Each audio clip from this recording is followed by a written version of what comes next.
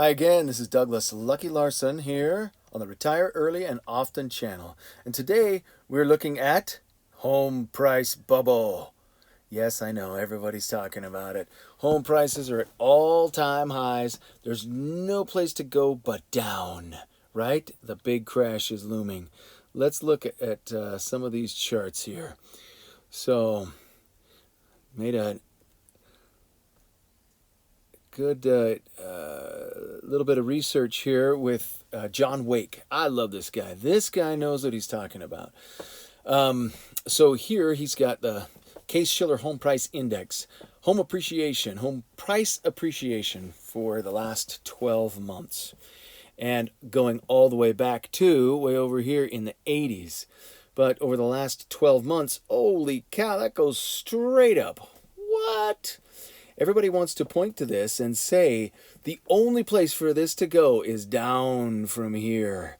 But they point back to here in 2007, 8, and 9 when everything did go down. And you can't say everything. There were little pockets of things that held their value.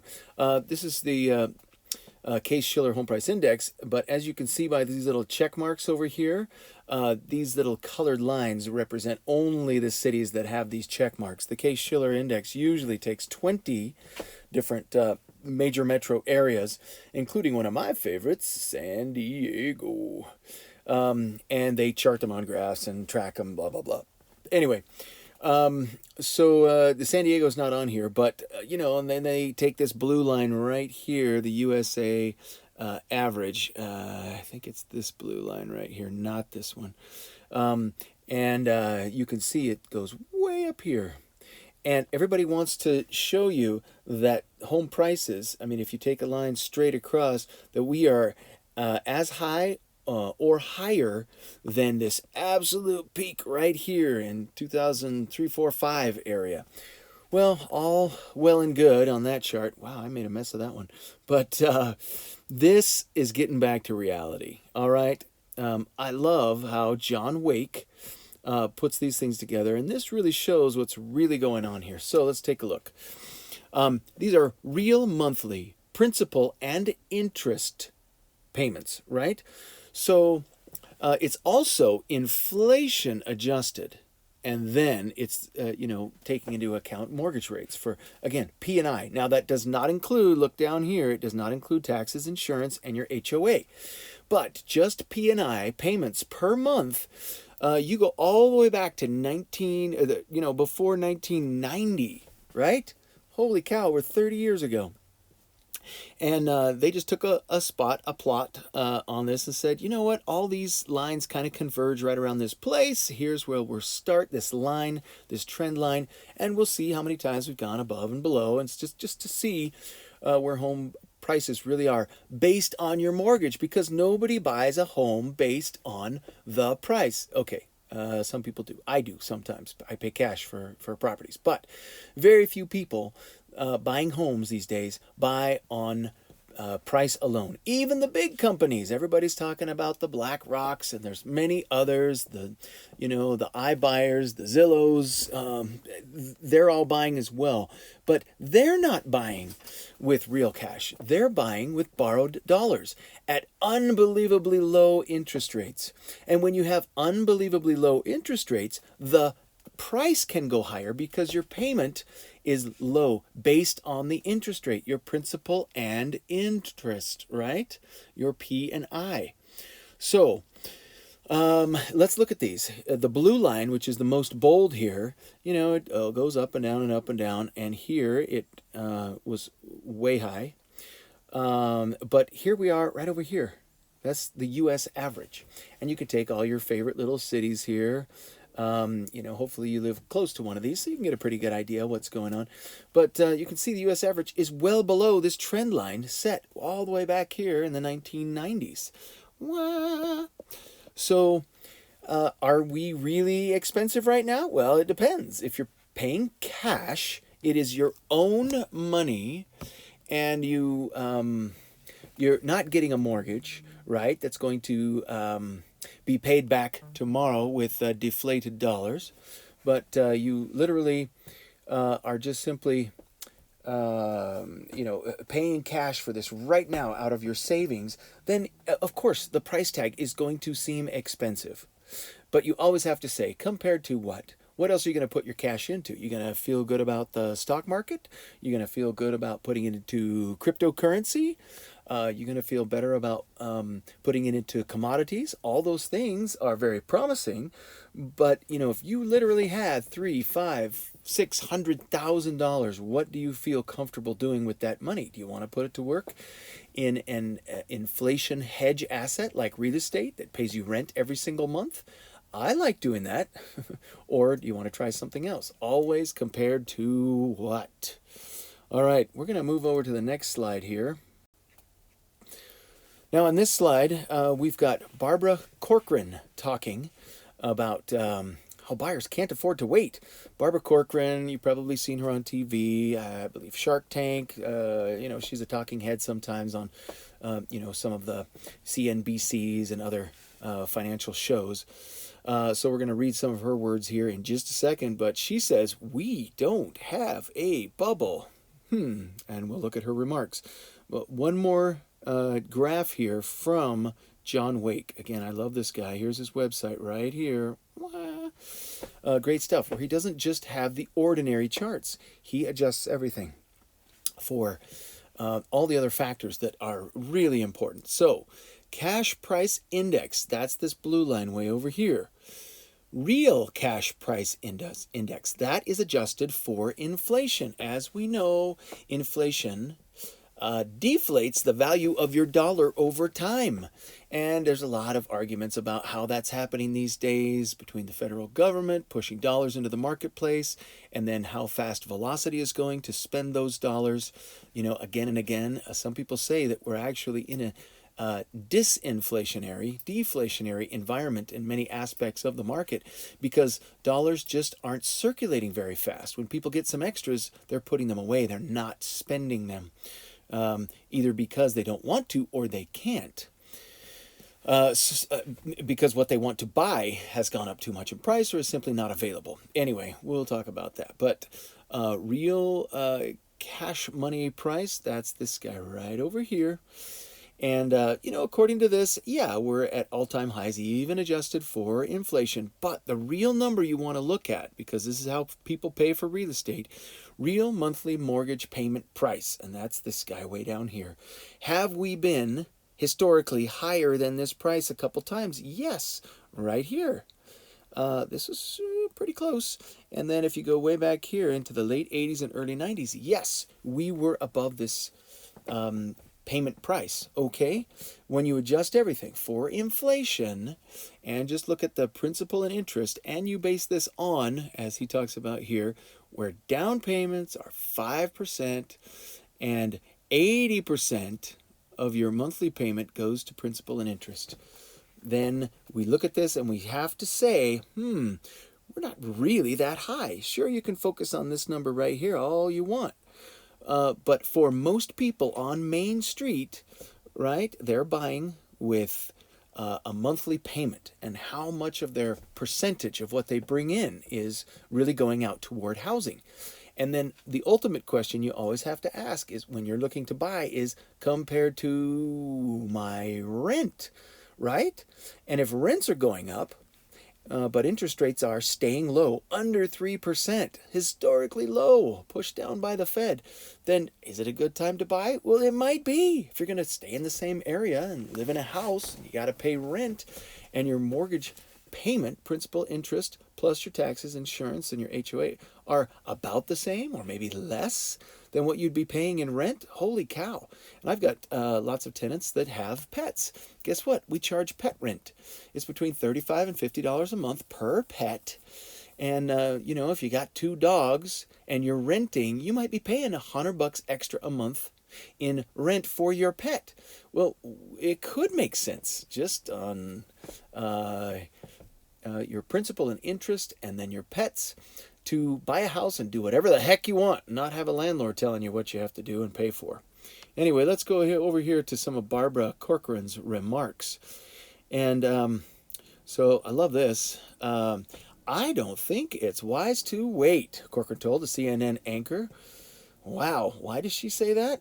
Well, if your plan is to wait until house prices come down, I don't envision that happening over the next few years, at least not for the next year.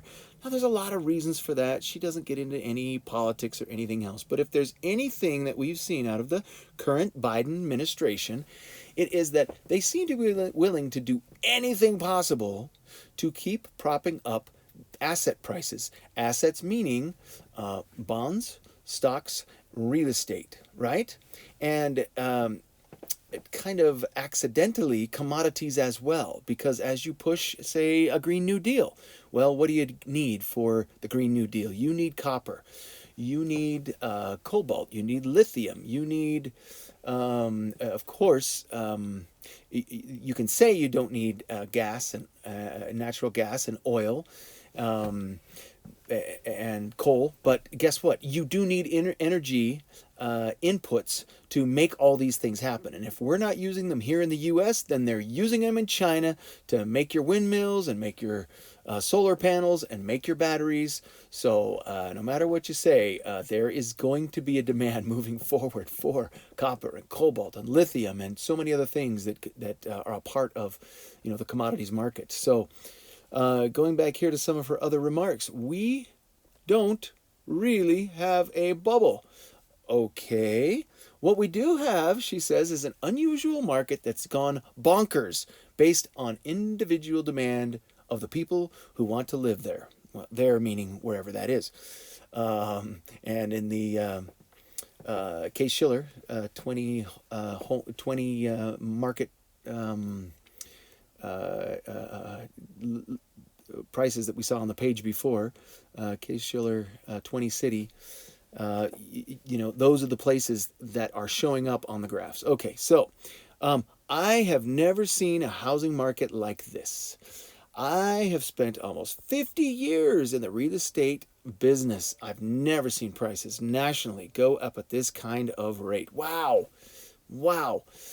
50 years in the market, and she says it's crazy. Now, she does bring up mortgage rates. That's one of the reasons that prices have gone up. Low interest rates. We talked about that.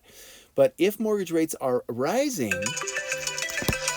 well, then guess what? She's saying get in now before mortgages go up and you have to pay higher prices, higher monthly payments on that same real estate. Well, that might be good advice. Again, I don't give advice. I give information. Infotainment, we call it. And you have to do with that what is best for you. But I will tell you this, that I kind of agree with her. And she didn't really talk about, the politics behind things. But people in power want to stay in power. And usually what that means is that they're willing to do anything they possibly can to kick any crashes or any corrections down the road to somebody else's administration. And so what they would like to do is get past whatever the next election cycle is. Well, we know we've got one coming up in another year, one that decides House and, the Senate and the House of Congress. And so are the politicians in power right now willing to do anything possible to continue to prop up markets? Yes, they are, for at least another year. How about until 2024? When the next presidential cycle is coming around, and of course there will be another, House and Senate election as well. Then every 2 years we see that. Will there be, many people who are willing to literally just open the floodgates and keep making the money printer go burr? Yeah, there are people willing to do that. How do they do that? All kinds of ways. In the latest, and we'll talk about this probably in another video, but in the latest $1.75 trillion stimulus bill that's supposed to be a part of Building Back Better, the National Association of Realtors made sure that their lobbyists and special interest groups continue to talk to all the people in Washington saying, just know that we still need affordable housing. We've got a real problem here, so keep sending money in those directions. Well, what does that do? Well, when they have rental assistance, when they have down payment assistance, when they are spending money, especially in the lower end, or people of minorities, or whatever it is that they deem is a worthy expenditure of your billions of tax dollars, then what happens is it inflates the market, right? If people suddenly have 10,000 more, 20,000 more, 30,000 more in a federal grant to pay for a down payment on a house, what do you think is going to happen to that low end of housing stock? Low end in Salt Lake City, Utah is $250,000 to $300,000. That's the low end. Well, guess what? It's going up by 10%. Low end in San Diego, another favorite market of mine, is that's probably $500,000 to $600,000. What do you think's going to happen there?